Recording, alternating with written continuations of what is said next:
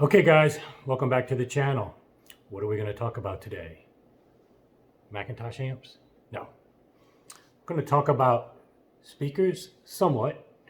How about we talk about active crossover speakers like these Wisdom Adrenaline M51s. These were my dream speakers, and it's a funny story how I acquired them, but let me tell you how they became my dream speakers first. I had gone to the shows back.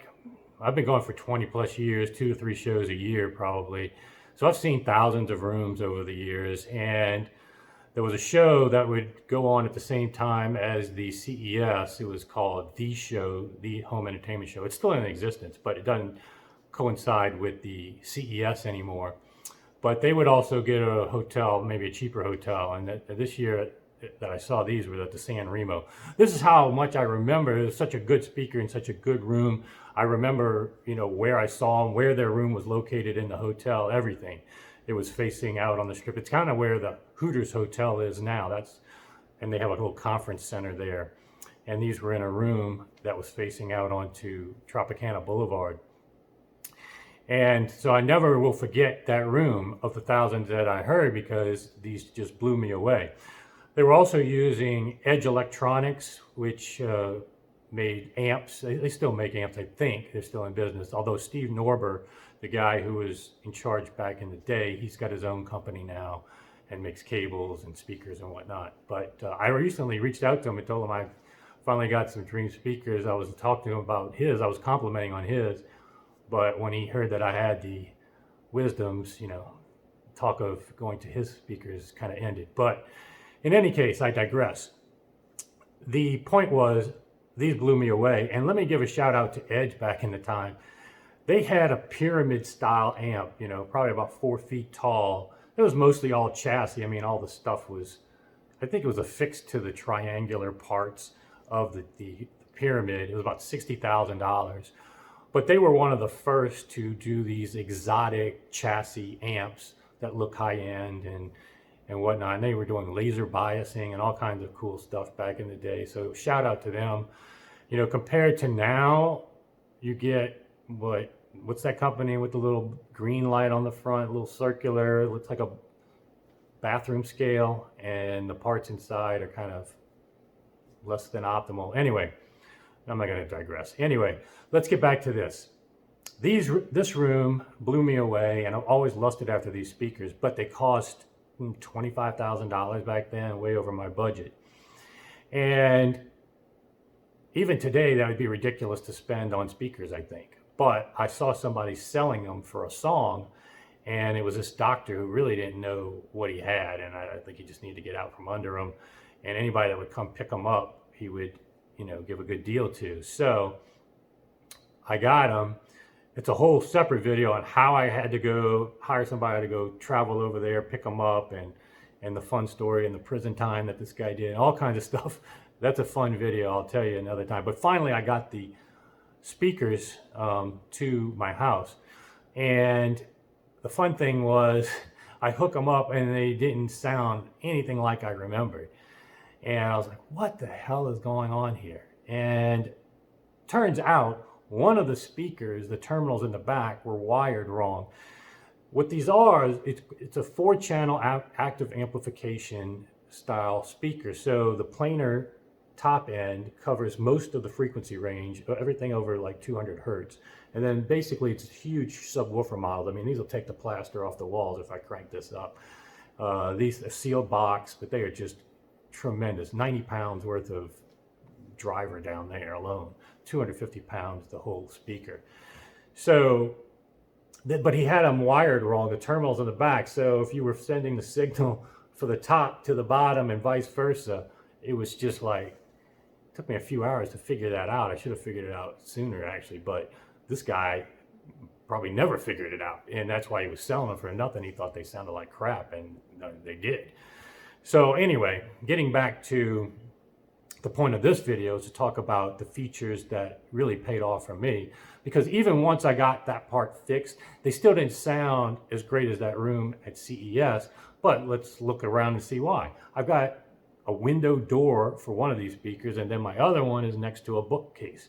and then I can't pull them out. I don't have much room treatment. You know, there's nothing optimal about this room, but like most people, you have only so much you can do, unlike my man cave in the back where I can kind of do whatever I want within the dimensions of it. So I was like, this is going to be a little more challenging than I thought to get the performance I remembered, but luckily it comes with an active crossover. And with an active crossover, which you can see is, it's down here, it's an electric active crossover. And it has features, buttons, knobs on it that let you control the level. So you can level match. If you're using two different amps, which I am, to the bottom versus the top, you can level match. If one has more gain than the other, you want the output to be equal.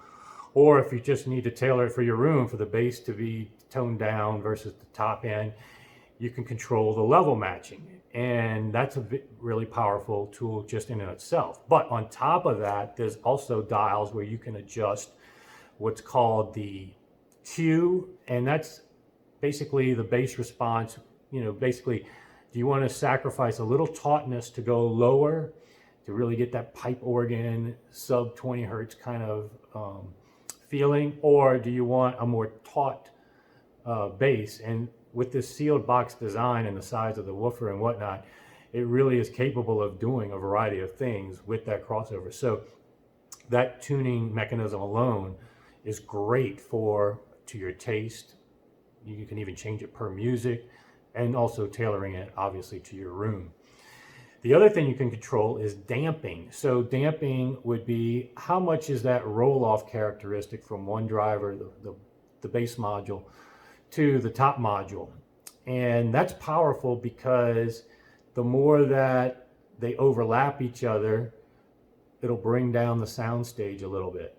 And there's advantages and disadvantages to that. So you can hear it clear as day. You just move it a little bit. You can change the presentation and the frequency response and tailor it to your room. Now, on top of that, I had to do some room correction as well, just because this room is so terrible. But basically, I was able to get, finally, took me months, but tweaking things such that everything worked. And don't underestimate the negative impact of like those circular dome light fixtures in your room. Just like a concave one that you hear an echo from if you walk underneath it. You've probably had that phenomena happen when you walk on a ceiling that's concave and you echo and you say a word, it just echoes. Same thing with a convex concave, the reverse. It can impact things that reflections hit your listening position, and I have that with the light that's above me here. So I had to adjust positioning just so the reflections weren't causing me issues.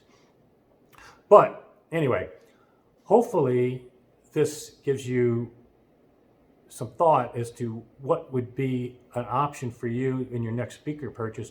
I think for something that's high end, having this active crossover is much more high end than a passive crossover. Because not only do you get the features that I just mentioned, you also have the advantage of the amplifier is getting the signal after the crossover. So you're not having any power loss going through all these passive components, and the amplifier is only seeing one type of driver, one type of impedance curve to drive, which makes it so much easier, so much more headroom, and more powerful, and so many benefits. When you have one amplifier versus 4 stereo amplifier driving a passive crossover that may have impedance matched drivers that it's really challenging to deal with, you can have problems. And so you can save money in the long run by having a speaker like this. And even though you need 4 channels of amplification, the amount of power that you need is not commensurate with what you would need to go through a passive to drive similar type speakers. So when I compare this with an active crossover to 50, 60, 80 cost no object speakers, I still think this is a superior solution. There's always trade-offs in speakers. Nothing's perfect, so I understand that. But for my taste and from a theoretical standpoint, hopefully this video gives you some food for thought in considering active crossovers in your next speaker purchase.